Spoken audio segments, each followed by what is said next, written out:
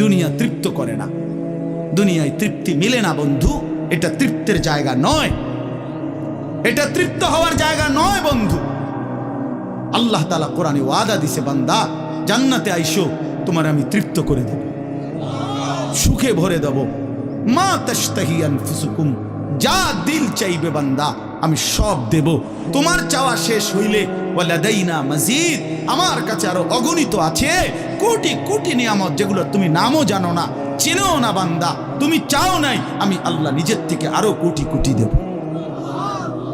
তুমি আইসো বান্দা, তুমি জান্নাতে আসো, তুমি সবর করো, অপেক্ষা করো। আল্লাহ আমাকেও বুঝার তৌফিক দান করেন, সবাইকে বুঝার তৌফিক দান করেন। আপনাদের এই মাহফিল আমি শুরু থেকেই বললাম কষ্টের আয়োজন। কষ্ট করে ভাবেন, নিজের ফিকির করেন, নিজের ভালো নিজের কল্যাণ ভাবতে শিখেন। আমি যে আয়াতগুলো পড়ছি এবার তর্জমা শুনেন, তাইলে আমার কথা শেষ। আয়াতগুলো মূল বক্তব্য হইল আল্লাহ তাআলা বলছেন এই পৃথিবী একদিন শেষ হবে, হাসরের মাঠ কায়েম হবে, মানুষগুলোর দুইটা অবস্থা হবে, কিছু আমার প্রিয় বান্দা হবে, কিছু নাফরমান বান্দা হবে। আল্লাহ তাআলা এই কথাটা খুব গুরুত্ব দিয়া কোরআনে বুঝাইছে, বান্দা এই রং রসের এই সৌন্দর্যময় পৃথিবী তোমার কাছে যত লোভনীয়ই মনে হোক, আকর্ষণীয় মনে হোক, তবে এটা নিশ্চিত যে তুমিও থাকবা না, দুনিয়াও থাকবে না। এই কথাটা মনে রাখো বান্দা। এটা যদি মনে রাখতে পারো তো জিন্দেগি সুন্দর হবে, জীবন সুন্দর হবে। এই জন্য কোরআনুল কারীমে আল্লাহ তাআলা খুব এই কথাটা বুঝাইতে চাইছে, বান্দা এই এত সুন্দর পৃথিবী দেখে তুমি যতই বিমোহিত হও, মুগ্ধ হও, তো মনে রাখো এটা থাকবে না, আমি একদিন ভেঙে ফেলব। ইযাস সামাউন ফাতারাত, আসমান ভেঙে চুরচুর হবে।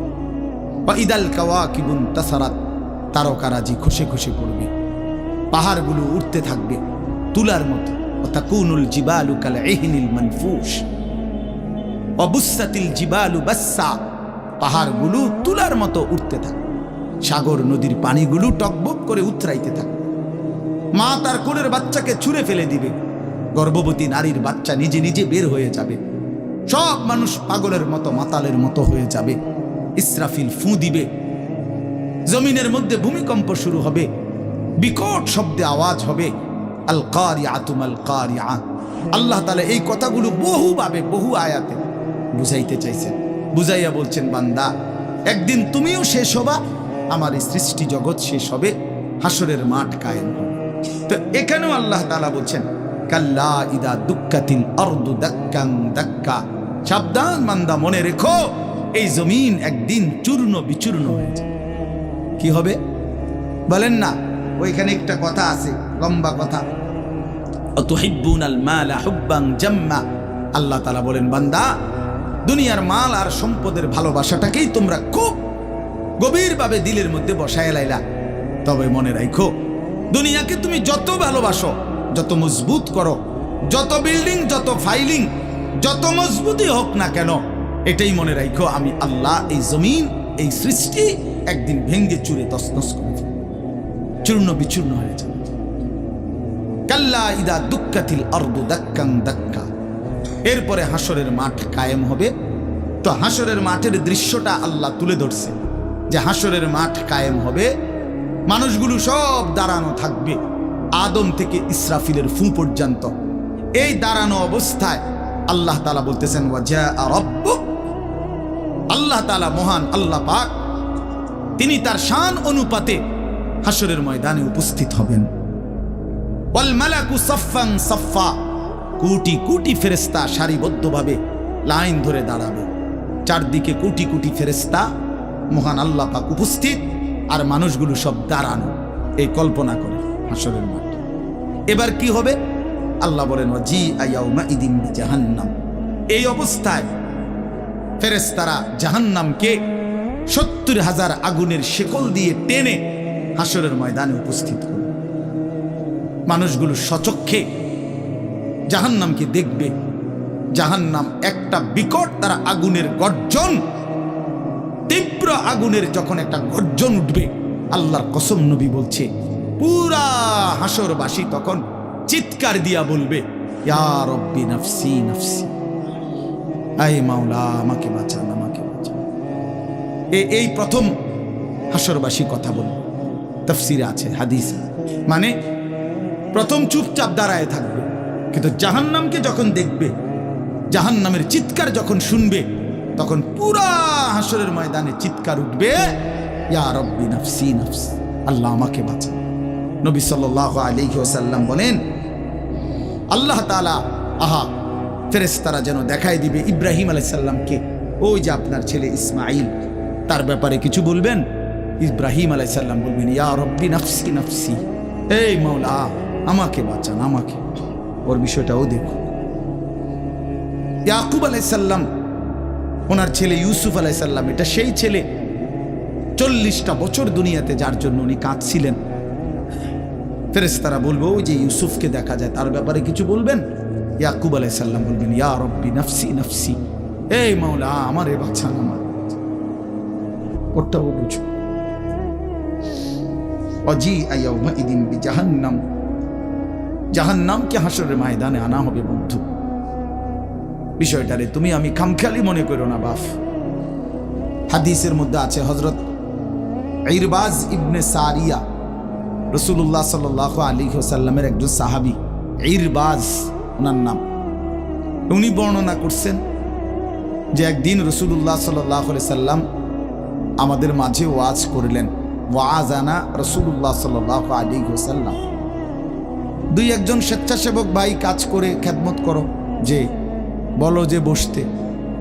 তো আল্লাহ রাসূল সাল্লাল্লাহু আলাইহি সাল্লাম তিনি বলেন যে আমাদেরকে ওয়াজ করলেন। এই ওয়াজ, এই শব্দটা কোরআনের শব্দ, রাসূলুল্লাহ সাল্লাল্লাহু আলাইহি সাল্লামের জন্য ব্যবহৃত শব্দ। ওয়াজ ওয়াজ এটাই সুন্দর। প্রোগ্রাম, এই আজকেও একজন আমারে একটু আগে, হুজুর এখন কোথায় প্রোগ্রাম? না, কোথাও না। হয়তো আপনি এখন কোথাও কোরআনে ওয়াজ যাবেন না? আমি হ্যাঁ যাবো, ওয়াজে তো আছে আব্দুল্লাহ দেবিদ্দার। মানে আমার তো এখন এটা ওয়াজ মাহফিল, এটা প্রোগ্রাম। প্রোগ্রাম কিতাব, প্রোগ্রাম আর ওয়াজ সমার্থবোধক শব্দ নয়। ওয়াজের ইংরেজি না প্রোগ্রাম, ওয়াজ ওয়াজ এটাই এটাই। তার মানে প্রোগ্রাম তো যে কোনো অনুষ্ঠানকে বলে, খানা দানা, যে কোনো আড্ডা, এটাও তো একটা প্রোগ্রাম। কিন্তু রাসূলুল্লাহ সাল্লাল্লাহু আলাইহি সাল্লামের সাহাবীরা ব্যবহার করছেন যে নবীজি আমাদের মাঝে ওয়াজ করলেন। আপনার কাছে এটা পুরান পুরান মনে হইল, এটা হাদিসের শব্দ। ইয়াইজুকুম লাআল্লাকুম তাযাক্কারুন, এই যে কোরআন শরীফ আছে, আল্লাহ বলেন আমি ওয়াজ করতেছি তোমাদেরকে যেন তোমরা আমি আল্লাহর ওয়াজ থেকে উপদেশ গ্রহণ করতে পারো।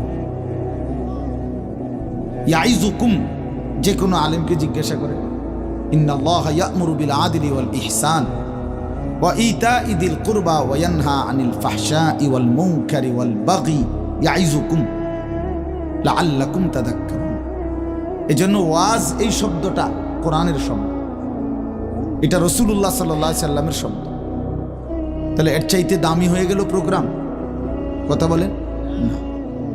যাই হোক, তো বলতেছিলাম আল্লাহ নবী সাল্লাল্লাহু আলাইহি ওয়াসাল্লাম তিনি বললেন, ওয়াজ করলেন, সাহাবী বলতেছেন।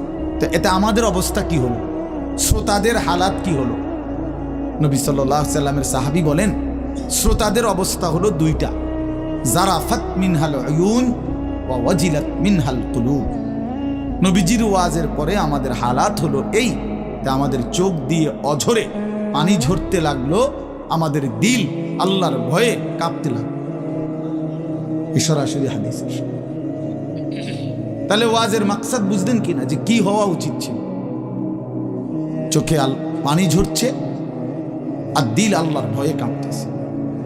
কোরআন শরীফে আছে, সরাসরি কোরআন শরীফে, وَإِذَا سَمِعُوا مَا أُنزِلَ إِلَى الرَّسُولِ تَرَى أَعْيُنَهُمْ تَفِيضُ مِنَ الدَّمْعِ مِمَّا عَرَفُوا مِنَ الْحَقِّ।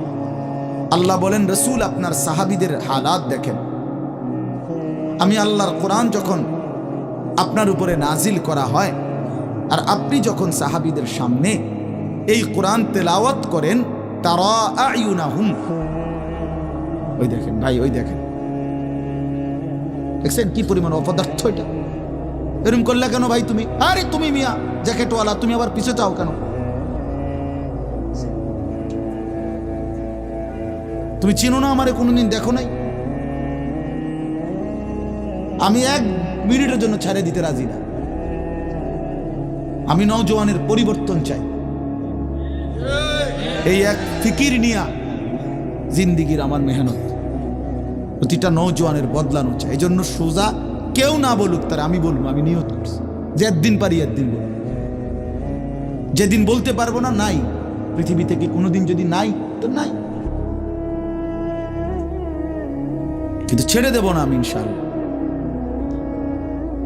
লক্ষ লক্ষ মুসলমানের কিশোর তরুণ যুবক একরকম এটা ভাবছে, এরা ছেলেরা যে এদের কোনো অভিভাবক নাই, আপন মা বলার সাহস পায় না, আপন বাবা বলার সাহস পায় না, এলাকার কেউ কিছু বলার সাহস পায় না। তোমরা ছেলেরা মিয়া যা মন চায় তাই করতেছো নিজের খেয়াল খুশি মতো। আরে ভাইয়া, এভাবে নিয়ন্ত্রণহীন, অভিভাবকহীন, কারো তত্ত্বাবধানবিহীন জীবন জন্তু জানোয়ারের জীবন বেটা। আমি বললাম বেটা, যার মাথার উপরে কোনো ছায়া নাই, যার কোনো অভিভাবক নাই, যারে আগলাইয়া রাখে না কেউ, যারে শুধরাইয়া দেয় না কেউ, আল্লাহর কসম ওই জীবন জানোয়ারের জীবন বেটা, জন্তু জানোয়ারের জীবন। তোমার মনে যা চাই তাই করবা, এটাকে আল্লাহ কোরআনে বলছে এই লোকটার পরিচয় হলো সে জানোয়ার, যার জীবনের কোনো নিয়ন্ত্রণ নেই। রাতের বাজে 3টা ঘুমায় না, সকাল বাজে 9টা ওড়ে না। দেখিতা তো ফাগ হলো না, ছাগ হলো না। পতনেরও টাইম নাই, উড়নেরও কি নাই। এটা কোনো জীবন হলো না, এটা জানোয়ারের জীবন না। সারা রাত, রাতের 3টা বাজে মোবাইলে উলঙ্গ ছবি দেখতেছে।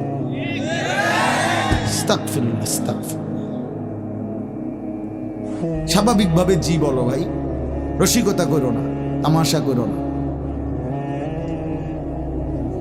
বিকট আওয়াজে যেই বলারও দরকার নেই, স্বাভাবিক শুনতে থাকো ভাই। এই জন্য আমি বললাম ভাই, রাগ হইও না, আল্লাহ তোমারও বরকত দান করে।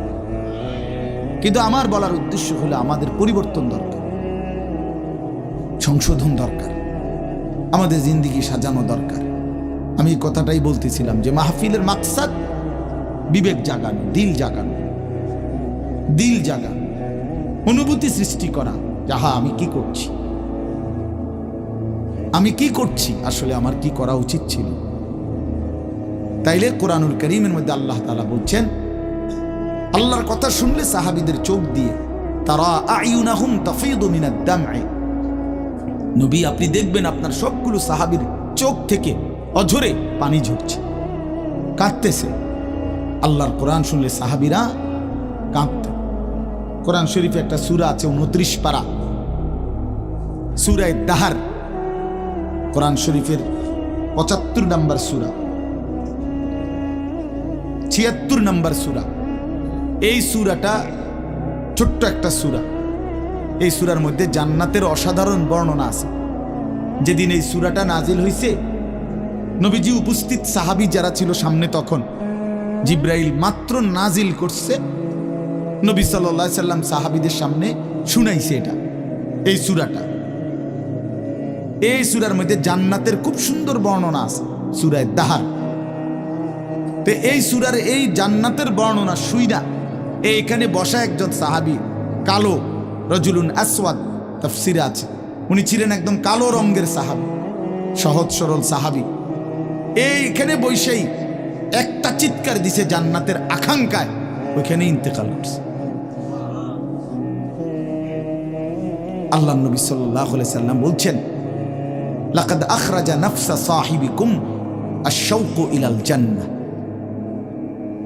তোমাদের সাথী জান্নাতের শৌক আগ্রহে জীবন দিয়ে দিল। দেখো, जान दिए दिलो जान, निकल जाए दम तेरे कदमों के नीचे, यही दिल की हसरत, यही दिल की आरज़ू है। আল্লাহর প্রিয় বান্দারা এটা বলে যে হে বড় মাওলা, আপনার কদমের নিচে জীবন দিয়ে দিলাম। এটাই ছিল দিলের তামান্না, এটাই ছিল দিলের আফসোস, আহাজারি।